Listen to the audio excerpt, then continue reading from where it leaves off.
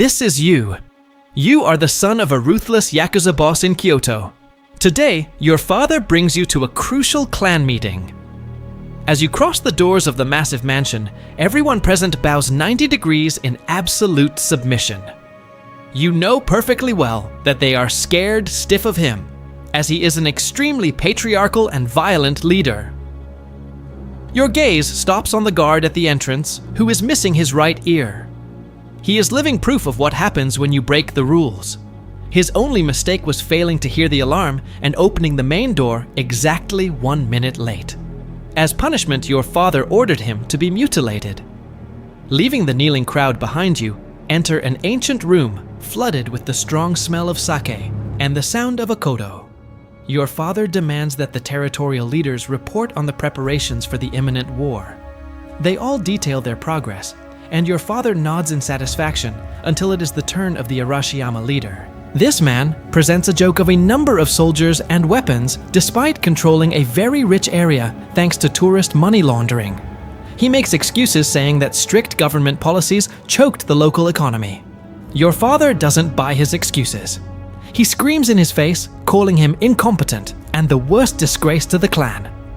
The leader lowers his gaze, red with humiliation, not daring to answer. Just as your father takes a breath to continue tearing into him, an alarm bell cuts through the air. You know what that noise means. Enemies are attacking. Your father and the leaders react in a split second. Everyone draws their weapons and runs outside, ready to carve a bloody path. You are still in the room, hiding behind the door, staring outside. You witness a terrifying scene. Your clan's soldiers are being massacred by the enemy. A captain covered in blood stumbles in to report to the leaders. The Earless Guard has sold the family out. He murdered his fellow guards and opened the heavy doors to the enemy. This silent revenge allowed the rival army to enter without warning. Ambushed with such precision, your family's men are falling one by one. Your father, evaluating the situation in a fraction of a second, orders everyone to advance as backup to open a path and escape the encirclement. But before he can take a single step, the sound of steel slicing through flesh echoes in the room. A sharp katana pierces your father's back. The killer is not a rival soldier, but the Arashiyama leader himself. He and other territorial bosses had planned this double cross from the get-go. In a coordinated attack, they backstab your father and the loyal leaders. The faithful men drop dead on the spot, choking on their own blood. However, your father does not fall. He is the Blue Dragon of Kyoto, a monster who doesn't throw in the towel easily when facing death. With a roar of pure fury, he rips the blade from his body and launches a brutal counterattack.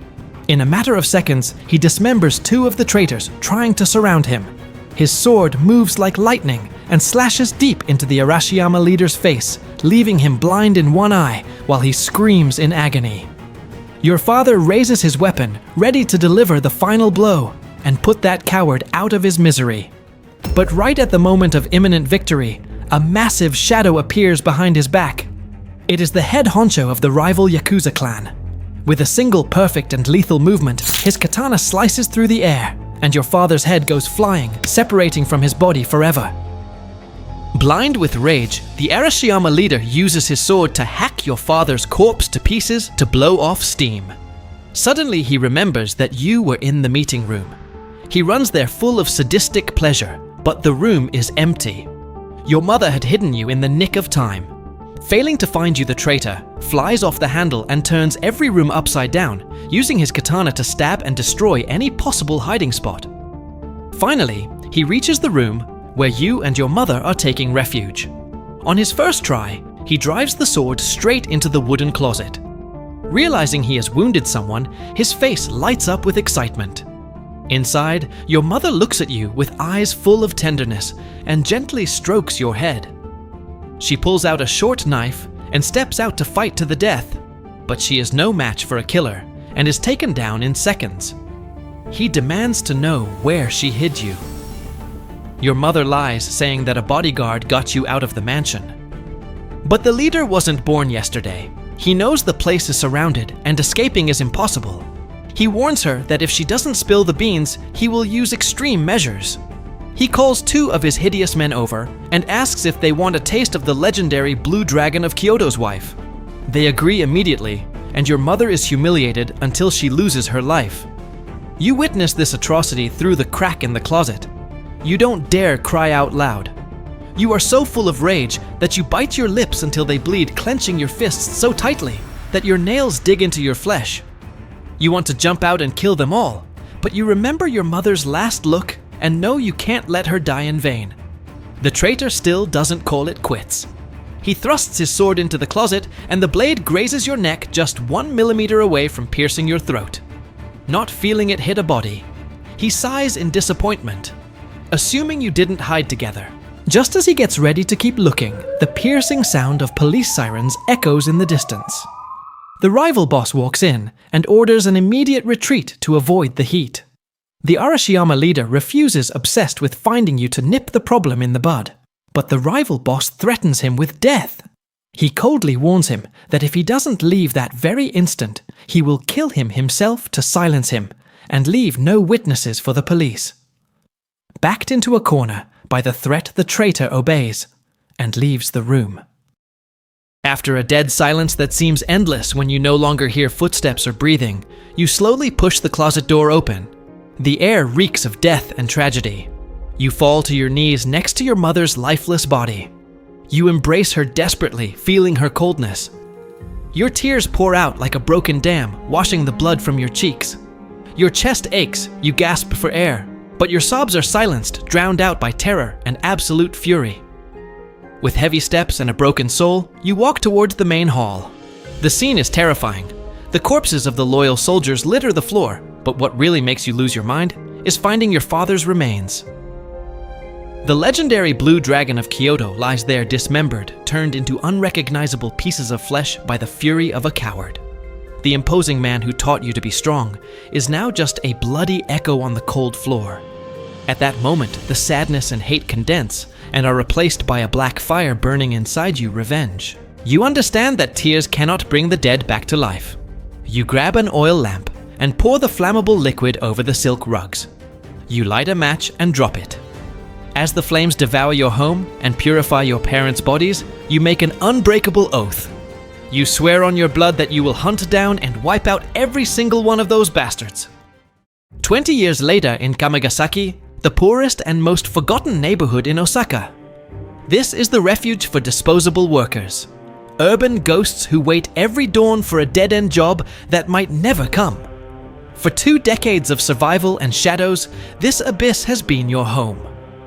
To survive, you have taken the most grueling gigs, from hauling weight at the fishing port at 3 in the morning to cleaning up chemical waste in industrial zones. You, the crown prince, who never had to get his hands dirty, now have hands covered in scars and calluses as rough as the bark of an ancient tree. However, throughout all that time, your bloodlust never weakened. The images of your mother sacrificing herself and your father being decapitated torment you every time you close your eyes like a whip, driving you to never give up. You only sleep 4 hours a day. During the day, you use extreme physical labor to forge your body like steel. Come nightfall, you sharpen your father's lethal lessons by participating in no-holds-barred underground brawls in the alleys. Today, you are a perfect killing machine. With just a simple wooden stick, you can pierce your opponent's throat or silently strangle a thug twice your size. You invest every yen earned with blood, sweat, and tears to buy secrets on the black market. You discover that after devouring the remains of your clan, the enemies wiped away the blood, dressed themselves in silk suits, and evolved into a corporate monopoly called Kento, expanding their influence and controlling every corner of Kyoto. Returning to your cramped room, you pull aside a fake shelf that hides your true command center. It is a wall covered with photographs, routes, objects, and the routines of every single one of them. After all this time, you have burned their entire lives into every fiber of your being. The hunt is about to begin. All the preparation is complete. It is payback time. You head to the red light district, the neon-lit territory, where the 2 repulsive Yakuza who destroyed your mother usually satisfy their vices. You find them in the back of a cheap club, blind drunk. You do not utter a single word. You move with the lethality of a shadow. You slip a steel cable around the neck of the first one and pull violently. The sound of his windpipe snapping is pure poetry. The second one tries to scream, but before he can react, you jam a wooden chopstick straight into his jugular. You watch them die, choking on their own blood. The first objective is complete. Upon returning to your hideout, you find a mysterious package in front of your door. You open it and take out a piece of old yellowed paper. Your heart beats wildly upon recognizing your mother's delicate but firm handwriting. It is a page from her diary. Next to it, there is a note. The sender claims to have the entire diary in his possession, and if you want to get it back, you must assassinate one person for him. But you are no pawn who obeys blindly. You do not jump the gun to follow the order. You check the footage from your hidden security cameras. You track the messenger. Even though he tried to disguise himself, his build and his clumsy walk cannot fool your predator eyes. You stalk him patiently until he walks out onto a deserted street. You pin him down in a split second and press the ice-cold blade of your knife against his neck. You interrogate him. The man, trembling with panic, cries and begs. He swears he does not know anything, that a guy with his face covered offered him a fat stack of cash just to deliver that box. You do not believe him and plunge the knife deep into his thigh. You warn him in his ear that if he keeps bullshitting you, the next cut will not be on his leg. The man howls in pain, crying desperately and begging for mercy because he has a little daughter. Observing his genuine terror, you know that expression cannot be faked. You pat him down and find documents proving he is just a simple paper pusher. You withdraw the weapon and let him go. Backed into a corner, with no other way to get back your mother's only keepsake, you accept the deal with this unseen killer.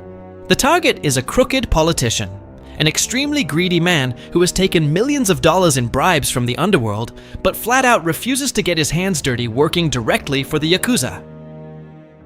You take him out in the dead of night, staging a sudden heart attack right in his own office. A flawless job, leaving absolutely zero trace. Returning to your hideout, you find a carefully wrapped wooden box waiting at the door.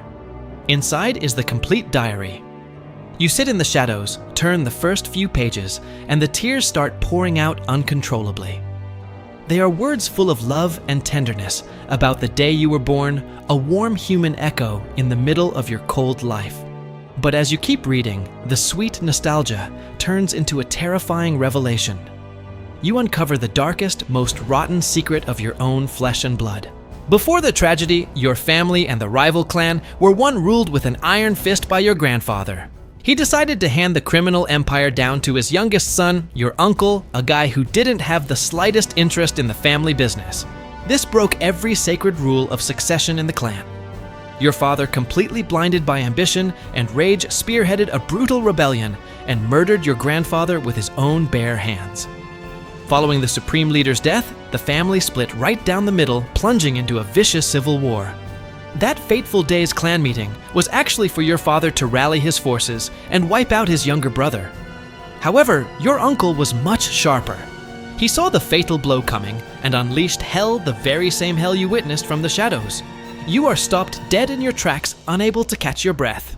The diary in your hands now weighs a ton of bricks. In that terrifying moment, you realize you aren't just some innocent, unlucky victim caught in a web of revenge.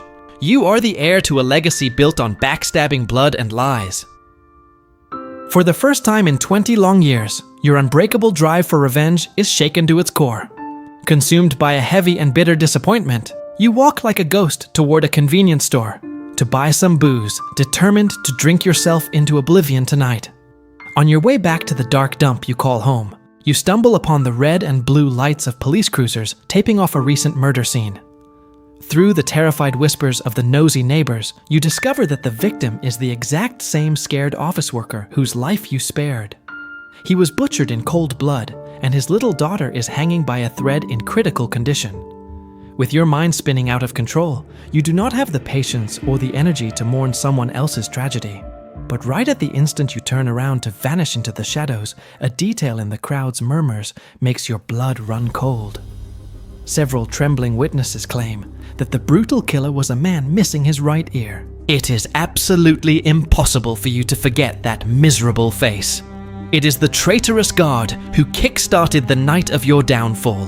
You clench your fists and toss the heavy liquor bottle straight into a dumpster. You make an unbreakable decision. Your rotten clan might not deserve justice, but the blood debt for your parents' murder will be paid in full. Using the meticulously gathered information, you lay a trap in a dingy underground mahjong parlor.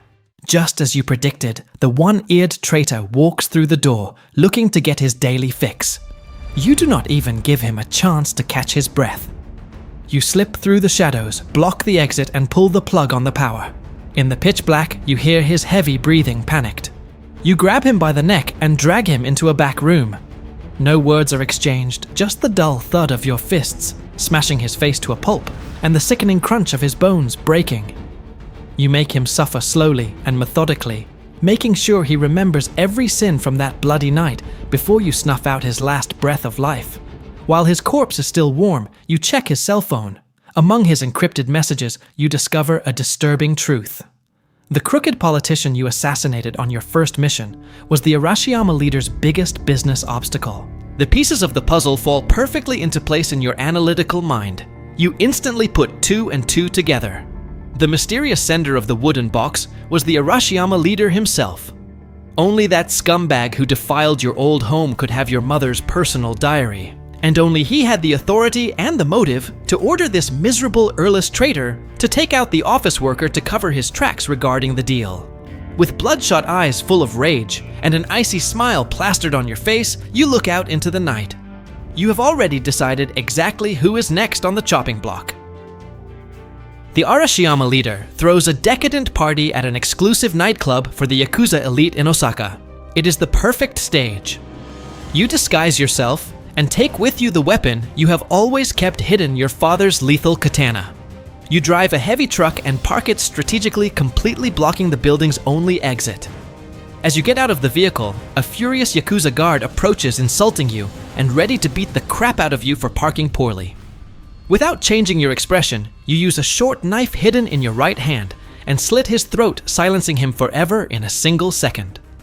You close the heavy doors and all hell breaks loose. First, you destroy the main circuit breaker.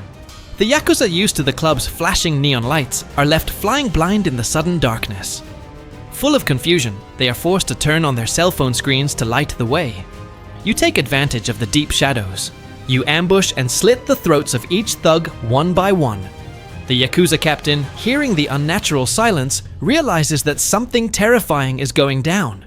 He yells orders for his men to group up and draw their weapons. But you are already one step ahead of his strategy. You plant yourself firmly in the middle of a very narrow hallway, forcing that whole pack to attack you head-on and one by one. The huge muscular guards throw themselves at you, but their massive size and clumsy weapons are a fatal disadvantage in such a tight space. They cannot use their brute force. With the perfectly sharpened family sword in your hands, every step you take is a killing blow. The crunch of breaking bones, the blood-curdling screams of agony, and the electronic music pounding through the walls blend into a symphony of absolute death. The club turns into a human slaughterhouse. You are not murdering, you are slaughtering. You walk through the chaos with hot blood splattering your face and your shirt, but your heart rate is terrifyingly calm. The enemies fall in layers on the floor, creating a thick, bright red path that guides you straight to the door of the VIP room on the top floor. You kick open the double doors and enter the VIP room. The Arashiyama leader, who was lurking in the shadows, launches a lethal thrust in your direction with all his might. He feels his steel pierce flesh, but as he looks through the dim moonlight filtering through the glass, he discovers his pathetic mistake. What he just stabbed is not you, but the bloody corpse of one of his own subordinates that you used as a human shield. In that millisecond of distraction, you attack from behind, delivering a devastating slash. However, this wily old dog is no rookie like the guards you just massacred. With reflexes forged by years of betrayals, he spins around, raises his sword, and blocks your strike just in time. As the metals clash, his eyes lock onto the blade of your weapon. He instantly recognizes your father's legendary katana. A wicked smile twists his face, and he lets out a maniacal laugh, saying that he missed you so much, young master. The battle that erupts is a brutal and exhausting dance. The deafening clash of steel produces sparks that illuminate the gloom. Every move aims to take a life. Despite the traitor's skill, the cold black rage you have fed for 20 long years grants you superhuman precision. In an instant of vulnerability, your blade tears through the air and opens a massive gash across his abdomen.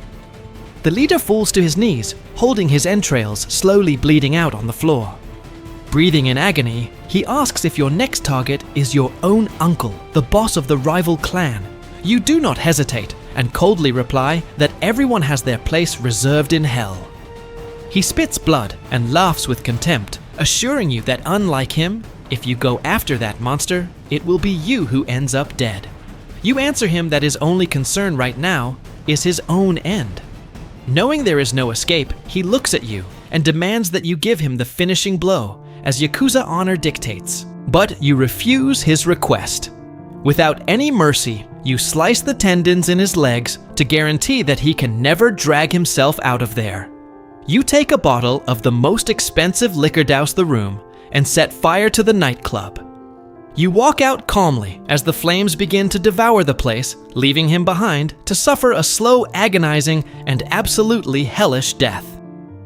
You return to your miserable refuge, wash off someone else's blood, and stitch your wounds in front of a broken mirror. Even though you hate to admit it, the Arashiyama leader was right. The great Yakuza boss? Your own uncle is protected by an entire army. And that is without counting his lethal skill. According to your mother's diary, he was an even more monstrous assassin than your father. However, you have a secret weapon that he will never possess. You have absolutely nothing to lose. Japan prohibits firearms with extreme severity, and due to the laws, if a subordinate shoots, the boss serves the same sentence. A man with so much power and wealth would never risk using firearms. But you, a ghost with a thirst for revenge, couldn't care less. You go to the black market and buy a sawed-off shotgun. You know the police will track you down soon, but your only goal is to massacre them all. You infiltrate his immense fortress in the early hours of the morning. Combining the shotgun and your family katana, you unleash absolute hell. You shoot at point-blank range, destroying bodies and painting the traditional walls red. Even though the enemies vastly outnumber you, the deafening power of your firearm paralyzes them. No one dares to take a step forward. They are terrified and do not realize that you have already run completely out of ammunition. Suddenly, a sharp gunshot breaks the chaos. The shotgun goes flying from your shattered hands. You look up, and there he is. Your uncle, the supreme leader, holding a pistol. But he does not allow his men to advance, nor does he use his weapon to riddle you with bullets. With an indecipherable look, he puts away the pistol and unsheathes his katana. He looks you in the eyes and tells you that since you are the last bearer of the family's noble blood, he will grant you the honor of a dignified death in a sword fight. He wants to end this curse once and for all. You draw your sword and launch into the attack. The combat is brutal and fast. In a few seconds, his perfect technique overwhelms you and backs you into a corner. He is infinitely superior, but he makes a fatal mistake. He underestimates your absolute madness. Instead of blocking his mortal thrust, you intentionally let his katana pierce your chest to be able to get closer. In that last breath of life, you use all your remaining strength and drive your sword directly into his heart. You trade your life for his. You both fall heavily to the blood-stained floor. Your vision darkens rapidly. Your uncle looks at you as his breath leaves him coughs blood and tells you, "Very well done, nephew." Then his eyes go dark forever. The war has ended in this mansion, but this is not yet the end of the story. Police sirens break the silence of the night. Hundreds of officers storm the mansion and arrest all the surviving Yakuza. If you were still breathing to witness this, you would immediately recognize the captain leading the operation. He is the exact same man who sold you the shotgun on the black market. Your entire revenge was an illusion. You were just a blind pawn in a secret government project to wipe out the mob. Since they could not attack the clans directly, the state decided to sow chaos and create internal wars to put them all behind bars. However, the main weapon of this macabre project was never you. It was your own uncle, the supreme boss. The authorities contacted him 20 years ago. Since he always despised his own family's crimes, he agreed to cooperate. That secret pact was the true spark that ignited the massacre of your childhood, and the beginning of absolutely everything. You are just a ghost in the game of the powers that be.